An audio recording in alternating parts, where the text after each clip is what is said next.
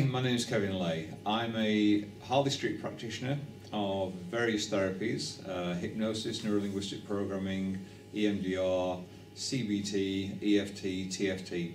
The main thing I tend to teach though, or one of my favourite therapies, is thought field therapy, or as I now call it, progressive thought field therapy, my take on it, my definition of it. It's a meridian-based therapy where you may have seen people like Paul McKenna do it, where you tap on meridian points on the body to clear up issues and problems that people have. It's a really rapid, quick therapy. The reason I like it is because you have to have no belief system in it whatsoever. You can be a total skeptic and it still works.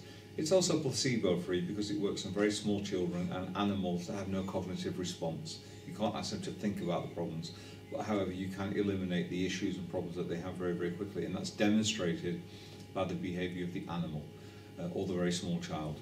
However, on adults and on people that you can cognitively have a dialogue with, you can ask them very simply to think about the problem, create the state of distress, mark it with an SUD, a subjective unit of distress from 1 to 10. They will give you a number.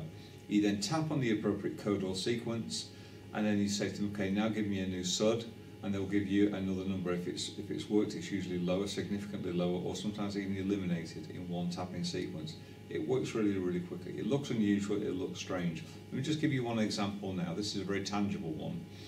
If you have a food, for example, that you have a real craving for, like chocolate or crisps or champagne or cigars or cigarettes or anything, or cocaine or anything else that begins with C, just think about that thing now. Imagine eating or drinking it or doing whatever you do with it, and now just do this. Tap the side of your hand like this, about 20 times. This is just in case you've got something called psychological reversal. It clears that out of the way.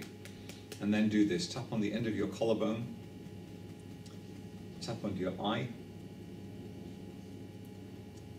and then tap on your collarbone again, and then stop. Now just imagine eating or drinking or doing that thing with that substance again, and imagine trying to swallow it and see how it feels now. Some people get like a lump in the throat, some people say, well, I can't close my mouth properly, some people say, well, I just don't feel like it anymore.